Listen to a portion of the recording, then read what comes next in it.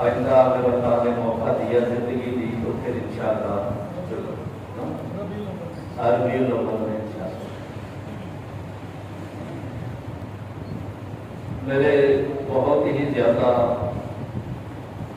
محترم سامعین اعلام،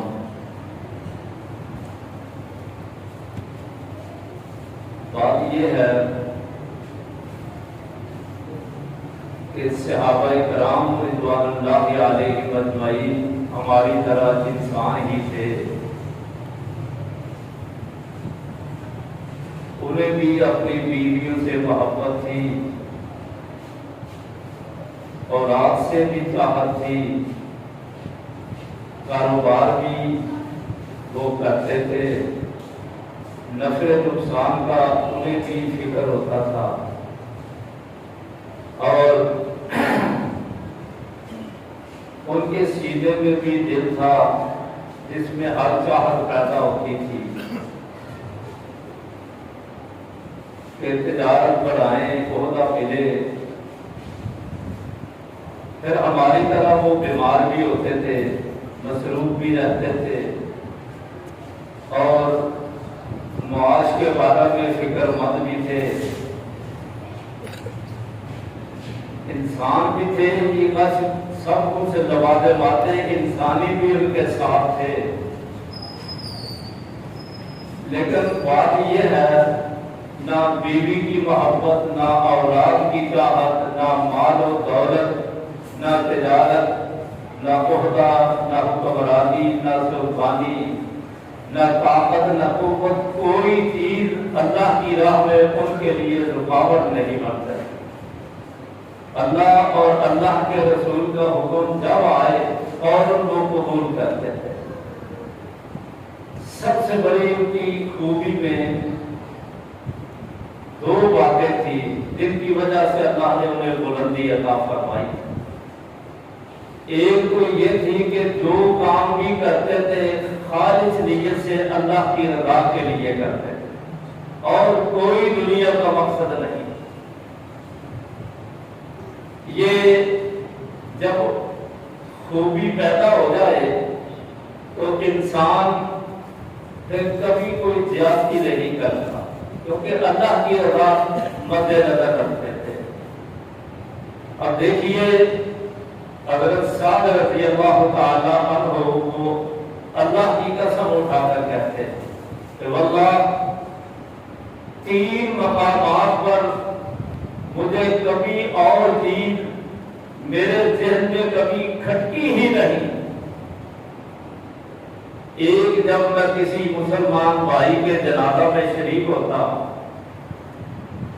جنازہ اٹھانے تک، نماز پڑھنے تک، نماز کے بعد دفن کرنے تک، واپس گھر آنے تک، کہتے ہیں اللہ کی قسم میت اور آخرت کے متعلقہ خیالات آتے تھے اور ہر چیز میں بھول جاتا تھا۔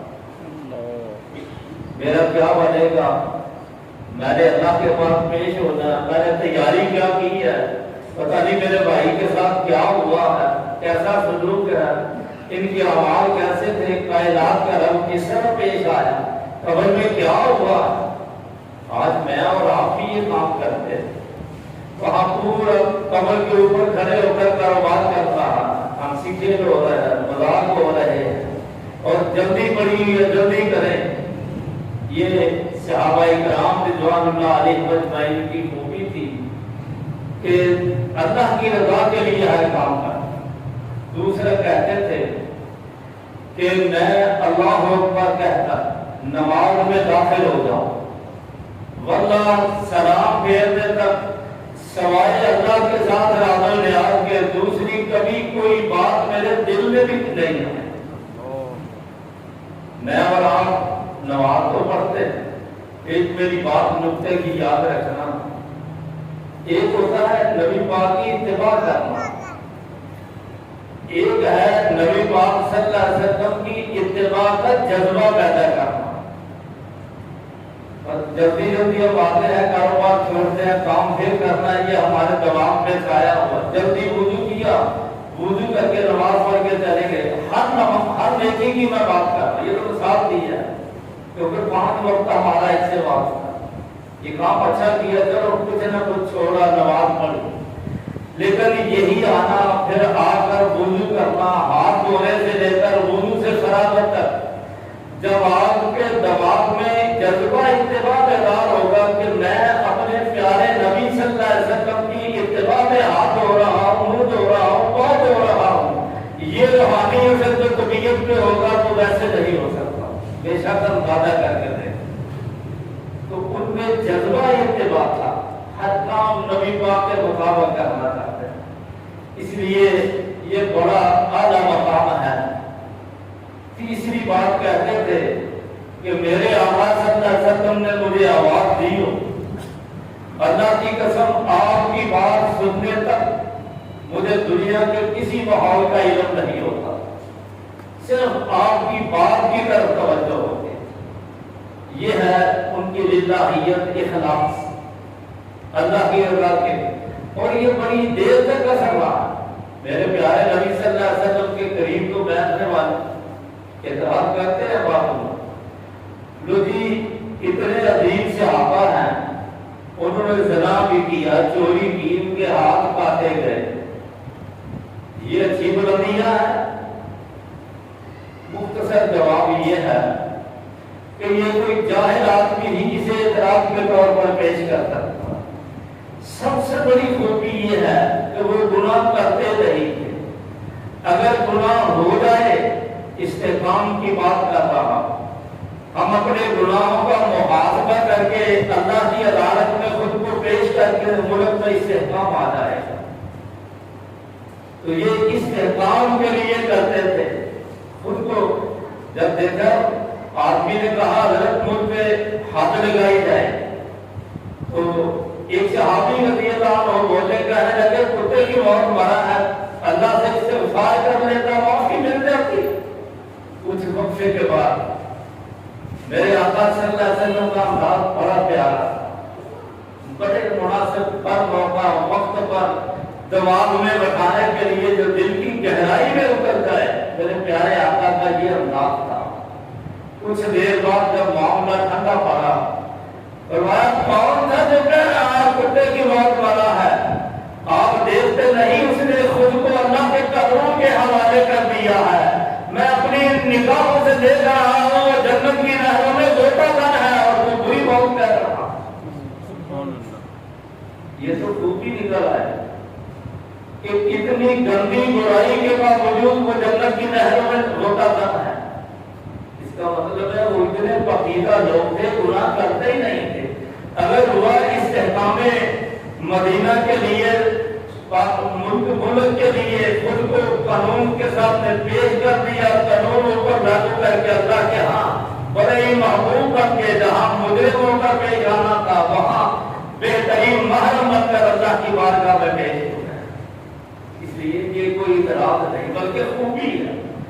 تو اعتراض کون کر رہا ہے؟ بدترین انسان، جس کا نہ عقیدہ درست ہے، نہ عمل درست ہے، نہ زبان درست ہے، نہ دیکھتا اچھا ہے، رات دن برائیوں میں لتھڑا ہوا، تاریکی میں بسنے والا ظالم انسان، جس کی کوئی چیز بھی اپنے قابو میں نہیں ہے، ان عقیدہ لوگوں پہ اعتراض ہے۔ یہی ہے نا کم کم سب سے گناہ کا۔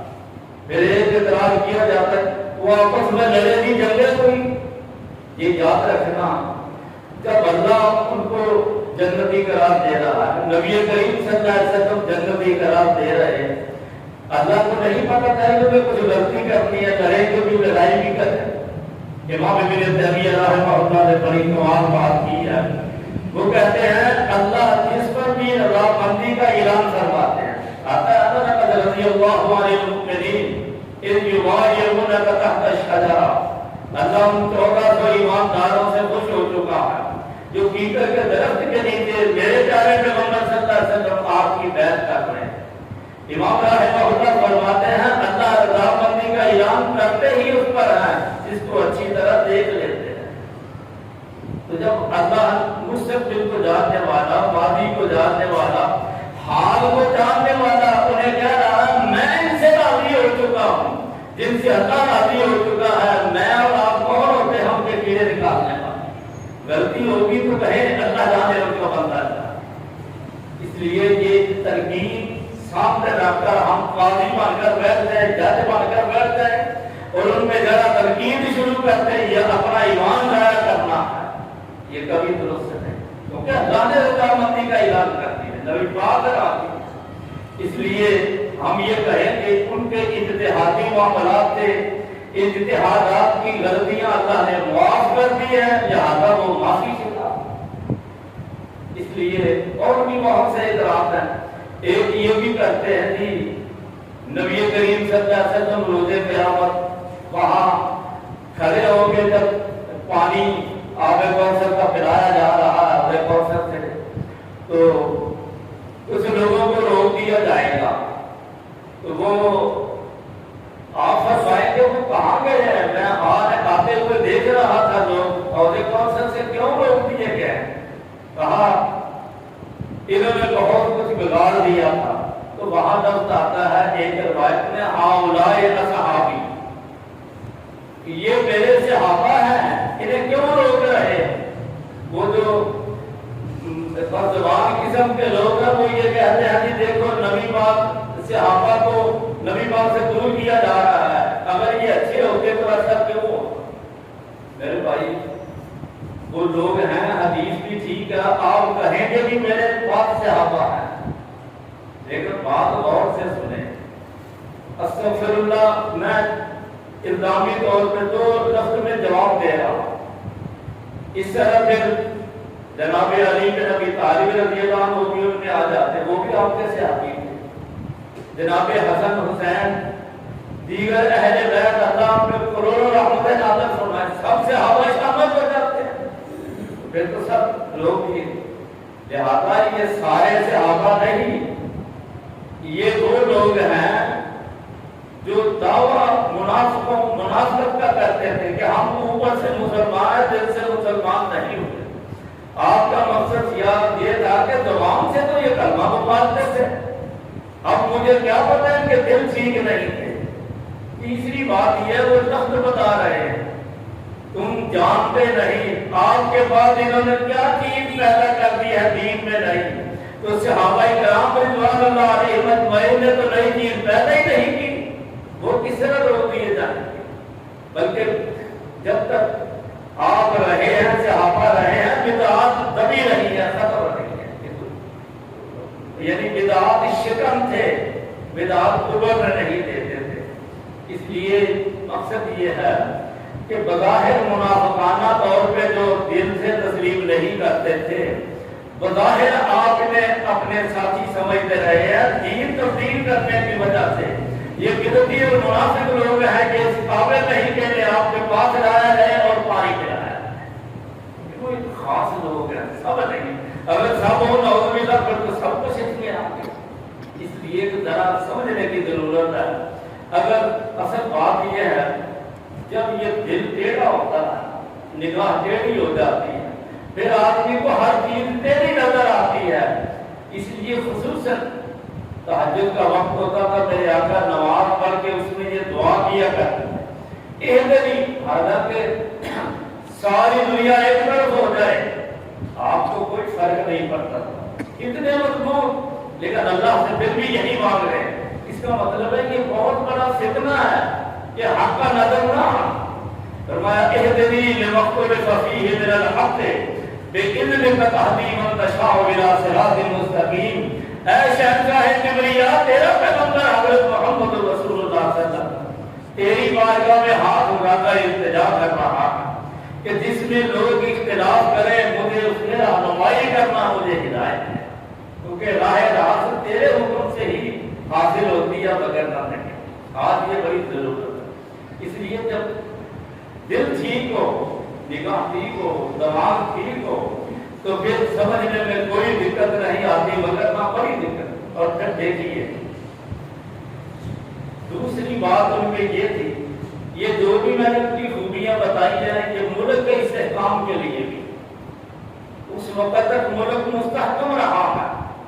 ایک دفعہ صحابہ کرام، مسلم کی روایت ہے، صحابہ کرام رضوان اللہ علیہم اجمعین اس طرح مغرب کی نماز پڑھتے ہیں، آپ اپنے گھر تشریف لے کے عشاء کے لیے آپ تشریف لائے تو ابھی لوگ بیٹھے ہوئے، آپ نے فرمایا کہ تم گھر نہیں گئے؟ کہنے لگے حضرت آپ کے ساتھ مغرب پڑی تھی، ہمارا خیال تھا کہ اب گھر دور ہے، واپس آنا مشکل ہو جائے گا، ہم آپ کی قیادت میں امامت میں نماز عشاء کی ادا کر کے اکٹھے ہی رہنا ہے۔ بڑے خوش ہوئے آپ۔ سب سے پہلا جملہ آپ نے بہت اچھا کیا، اللہ آپ سے راضی ہو۔ تو یار میرے آقا جی نے اللہ کے رضامندی کی دعائیں کر رہے ہو، کل میں روح سیاہی لے کر ایسے لوگوں کے مقابلہ میں پیارے نبی کو کیا جواب دے سکوں گا؟ اگر انہوں نے پوچھا میرے صحابہ کے خلاف کیا زبان درازی کرتا تھا، میں تو ان سے راضی ہوا، ان سے اللہ کی رضا کی دعائیں کرتا رہا، تو کیا کرتا رہا؟ کیا جواب ہو؟ کچھ نہیں جواب ہوا۔ پھر عشاء پڑھی، آپ نے اس طرح آسمان کی طرف دیکھا، فرمایا یہ کیا ہو رہا ہے؟ کہنے لگے ستارے جلملا رہے ہیں۔ فرمایا جب تک یہ آسمان پر ستارے جلملاتے ہیں نہ آسمان پر کوئی آفت آئے گی نہ زمین پر کوئی آفت آئے گی، لیکن جب یہ جلملاتے ستارے بے نور ہو جائیں گے، قیامت آسمان پر بھی برپا ہو جائے گی، زمین پر بھی برپا ہو جائے گی۔ یہی مثال میرے صحابہ کرام رضوان اللہ علیہ اجمعین کی ہے۔ جب تک یہ جس دھرتی پہ ان کا ایک قدم میں اٹھتا رہے گا، میرا صحابی موجود ہوگا، یہ زمین کے لیے دھرتی کے لیے امن کا پیغام ہوگے۔ جب میرے صحابہ اڑ جائیں گے، آفات جو ہے وہ شروع ہو جائیں گے۔ امام نووی رحمہ اللہ اس کی شرح میں لکھتے ہیں واقعی ایسا ہوگا، جب تک ایک صحابی بھی موجود رہے ہیں فتنہ واقعہ ختم رہی ہے۔ جب صحابہ کا دور ختم ہوا، کہنے لگے فتنوں نے، خرافات نے، بدعات نے سر اٹھانے شروع کر یہ ہے استحکام۔ آج اس ملک میں پاکیزہ ہستیوں کے تبرے بولے جائے، وہاں استحکام کیسے آئے؟ استحکام تو یہ ہے جس طرح ہم اہل بیت کی عزت احترام کرتے ہیں، اسی طرح ان محترم ہستیوں کا عزت و احترام کیا جائے۔ دیکھو کس طرح استحکام، محبت بڑھے گی، الفت بڑھے گی، پیار بڑھے گا، قتل و غارت، یہ خون کی ندیاں جو بہہ رہی ہے سب ختم ہو جائے گی، پیار محبت الفت کی فضا قائم ہوگی۔ یہ تبھی ہے، استحکام بھی تب آئے گا ان جیسا رویہ بنا ہے۔ تو ایک ان کی دوسری خوبی جو انتہائی ضروری ہے وہ یہ ہے، تھوڑی سی میں تاریخ کی طرف بھی روشنی ڈالوں۔ صحابہ کرام رضوان اللہ علیہم اجمعین نے مکہ کو فتح کیا، مدینہ پہ چھا گئے، یہودیت کو دبایا، عیسائیت کو دبایا، منافقت ختم کی۔ پھر ختم کرنے کا مقصد سب دباؤ میں آ چکے تھے، اور پھر یہ پھیلاؤ جو ہے پھر پورے مکے کی سرزمین پر جھنڈا لہرا رہا، اور پھر بیرون ملک روم اور ایران کی طرف طاقتور کیسر و کسرا کی سلطنتوں کو گرانے کی طرف ان کے قدم اٹھ رہے۔ نہ ان کے ہاتھوں میں لرزش آئی، نہ کہیں پاؤں رکے، نہ ان پہ کبھی تاری ہوئی، نہ کہیں ڈر آیا، نہ خوف آیا۔ بلا خوف و خطر قدم بڑھتے جا رہے ہیں، اور قلمرو اسلام جو ہے وہ پھیلتا جا رہا ہے، اور نور اسلام دنیا پہ چھاتا جا رہا ہے۔ کہیں لرزش نہیں آئی، نہ کسی کا ڈر، نہ خوف، بڑی طاقت نہ سپر طاقت، بڑے سے بڑا ابو جہل بھی سامنے آ جائے، غازی مولی کی طرف کھال کر رکھ دیا۔ اتنے جوامت، اب یہ کیا چیز ہے؟ رات کا سناٹا ہے، سب کسی ہوئی ہے۔ جسے مسجد میں موقع ملا وہاں، کوئی اپنی کٹیا میں رہتا ہے وہاں، ابھی اپنے مصلی میں کھڑا اللہ اکبر کہہ کر قرآن کی تلاوت کر رہا ہے، اللہ کے ذکر میں مشغول ہے، اور حضرت علی رضی اللہ تعالیٰ عنہ باقاعدہ نہج البلاغہ میں اور دیگر کتابوں میں لکھا ہے، اپنے ساتھیوں سے کہتے تھے ان لوگوں کو برا نہ کہو، جب یہ رات اللہ کے سامنے ہوتے ہیں ان کے وجود پہ اس طرح کبھی تاری ہوتی ہے جس طرح بیل کا درخت ہوا سے لگتا ہے، اتنی مضبوط، آنکھوں سے آنسو جاری ہیں، گردن جھکی ہوئی ہے، ہاتھ اٹھے ہوئے، اللہ معاف کرتے، صرف جہنم کا ڈر اور اللہ کی رضا۔ یہ تھے وہ عظیم لوگ، اللہ کی رضا کے لیے رات کے سناٹے میں اپنے اللہ کے سامنے یہ گڑگڑاتے تھے، جس کی وجہ سے دنیا میں چھا گئے، ہر چیز پہ غالب آ گئے۔ اور یہ خوبی تھی جو انہیں بلندی اور عظمتوں پر لے گئی۔ پھر دیکھیے یہ اجازت کوئی مذہب بھی نہیں دے سکتا، بلکہ میں نے تو آج یہ بتایا کہ اصل میں یہ گستاخی صحابہ ہی نہیں، یہ اللہ کی گستاخی، نبی پاک کی گستاخی، پورے دین کی گستاخی ہے۔ وجہ کیا ہے؟ صحابی تیار کرتا ہے میرے آقا صلی اللہ علیہ وسلم، میرے آقا نے تیار کیا اللہ کی نازل کی ہوئی وحی کے ذریعہ، اور وحی ہے کتاب و سنت اسلام صراط مستقیم کا نام۔ ان نیک لوگوں پہ تنقید کرنے کا مقصد یہ ہے ہمارا نعوذ باللہ پیغمبر بھی ناکام ہے، ہمارا اللہ بھی ناکام ہے، ہمارا دین بھی ناقص ہے، ہمارا دین بھی ناکام ہے، کوئی بھی ٹھیک نہیں۔ دراصل یہ دین کے خلاف سازش ہے۔ میرے بھائی سمجھ نہیں آ رہی، انہیں سمجھ نہیں آ رہی کہ یہ برے لوگ ہمیں کہاں تک لے جانا، لڑائی کروا رہے ہیں، لاشوں پہ لاشیں گر رہی ہیں۔ اس لیے یہ غور کرے گا باقاعدہ امام رضا رحمہ اللہ، جو حضرت علی رضی اللہ عنہ زین العابدین کے نیچے امام ہے، امام رضا، انہوں نے باقاعدہ فتویٰ جاری کیا ہے، اور بہار الانوار مجلسی کی کتاب ہے، اس میں لکھا ہے من سب نبیا قتلا من سب صحابیا جلدا، جو نبی کو گالی دے وہ واجب القتل ہے، جو صحابی کو گالی دے اسے کوڑے لگائے جائے۔ یہ اہل بیت کے امام کہہ رہے ہیں۔ اس کا مطلب ہے وہ لوگ بھی بڑے نیک اچھے لوگ تھے، ان میں بڑی محبت اور فرصت تھی، وہ ان کا تحفظ کرنا۔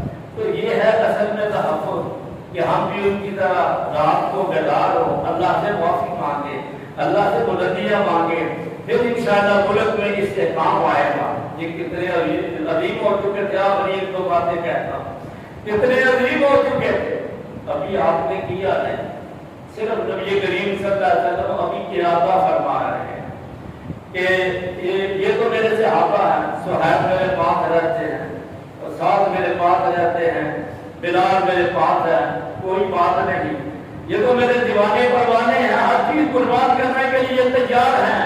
یہ بڑے بڑے چودھری جو ہیں انہیں میں قریب کروں، کیونکہ آپ میں کہتا ہوں دنیا میں ہر آدمی کو اپنا لالچ ہوتا ہے، میرے پیغمبر کو کائنات میں ایک ہی لالچ تھا کہ اللہ کا پیدا کیا ہوا ہر انسان اپنے رب کی چوکٹ پہ جھک جائے، اور اسی ہاتھ میں یہ جنت میں جا رہا ہے، اور کوئی مقصد نہیں، یہی لالچ ہے۔ اس کی خاطر انہیں قریب کرنے کے لیے ارادہ ہی فرما رہے ہیں۔ آسمان والا بول پڑا وَاصْبِرْ نَفْسَكَ مَعَ الَّذِينَ يَدْعُونَ رَبَّهُم بِالْغَدَاةِ وَالْعَشِيِّ يُرِيدُونَ وَجْهَهُ۔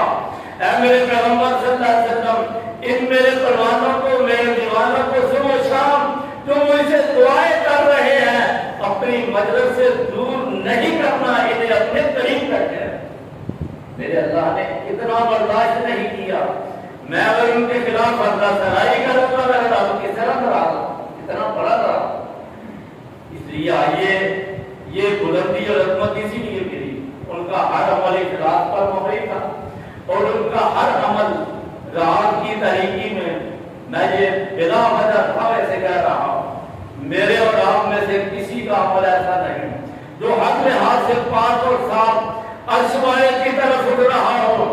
صحابہ کرام رضوان اللہ علیہم اجمعین کے متعلق میں یقیناً کہہ سکتا ہوں، روزانہ کا عمل ہو، ہفتہ وار ہو، ماہانہ ہو، سالانہ ہو، صحابہ کرام رضوان اللہ علیہم اجمعین کا نامہ اعمال جب اللہ کی طرف اٹھ رہا ہوتا تھا، اس میں ایک بھی برائی نہیں ہوتی تھی، نیکیاں نیکیاں ہوتی۔ یہ کتنے عظیم لوگ، اخلاص اور اللہ کے سامنے گڑگڑانے کی وجہ، اور یہی دو چیزیں مدینہ کے، مکہ کے، پوری دنیا کے استحکام کا باعث بنی۔ آج میرے اور آپ کے لیے بھی ان نیک لوگوں کی دو کاموں میں اتباع کریں، انشاءاللہ ملک میں بھی استحکام ہوگا، عمل میں بھی ہر چیز میں استحکام ہوگا، سکون بھی ہوگا، محبت کی فضا پیدا ہوگی، اور ہر قسم کی یہ اداسی، الجھن اور جو کچھ کی بےچینی نحوست ہے سب ختم ہوگی۔ تو یہ کام ہمیں کرنا چاہیے۔ آج پاک مجھے اور آپ کو ان نیک لوگوں کی اتباع کر کے خود نیک بن کے اپنے ملک کے لیے، وطن کے لیے، عدالت کے لیے، شریعت کے لیے، تجارت کے لیے، حکومت کے لیے، سلطنت کے لیے، اپنے معاملات کے لیے، خاندان کے لیے، صوبے کے لیے، ملک کے لیے، پوری دنیا کے مسلمانوں کے لیے ان کی اتباع کر کے ایک نمونہ بننا چاہیے، تاکہ جس طرح اللہ ان سے راضی ہوئے ہم سے بھی راضی ہوں اور ہمیں ان کا ساتھ نصیب کریں۔ اس لیے یہ عمل کریں، دعا کریں۔ کتنا عظیم شان تھا، ہم نے نبی پاک جنت میں دیکھیں گے کہ آقا ہم نے آپ کا کلمہ پڑھا، ہماری سفارش کی، اور اس کے بعد کتنی بڑی سعادت ہے، سب سے بڑی سعادت اللہ کی، اللہ کا دیدار، پھر سعادت میرے آقا صلی اللہ علیہ وسلم کا دیدار، اور پھر اس کے بعد سب سے بڑی سعادت یہ جناب صدیق، جناب فاروق، جناب عثمان، جناب علی بن ابی طالب رضی اللہ عنہم، ان تمام بزرگ جتنے بھی صحابہ ترتیب وار آپ کے ساتھ بیٹھے ہوں گے۔ تو میرے بھائی جب ہم یہ اللہ کی نعمتیں دیکھیں گے مجھے یقین ہے ہمیں جنت کی دوسری نعمت یاد ہی نہیں آئے۔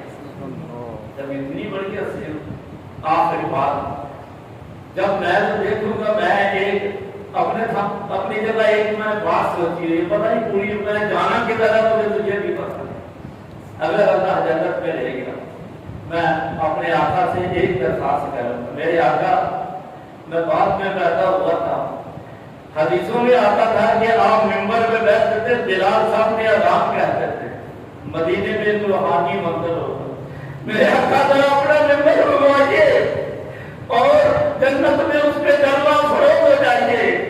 اس طرح تصور کرے کہ ہمیں جمعہ پڑھانے لگے ہیں، آپ وہ انداز اپنائیں اور سوز آواز سے سامنے کھڑے کر کے بلال سے کہیں، بلال آزاد کہو، میں اپنے ایک امتی کو خوش کرنا چاہتا ہوں، اس کی روحانیت بحال کرنا چاہتا ہوں۔ میرے آقا آپ کا اس سے بڑا میرے اوپر احسان نہیں، یہ تو بننا ہے، یہ آدمی جب وہ موسیٰ شریف قرآن پڑھے نبی پاک کھڑے ہو جاتے وہاں کہیں گے قرآن پڑھ، یعنی جو کسی صحابی کی ہوگی ہم ہر ایک قرآن دیکھیں گے کتنا ایمان تازہ ہوگا، اس قدر میرے اور آپ کے لیے یہ جنت کا سما ہوگا، اسے یاد کر کے آئیے، ان لوگوں کی اتباع کریں، انشاءاللہ دین دنیا کی اللہ بھلائی عطا فرمائے گا۔ اقول قولی ھذا استغفر اللہ لی و لکم۔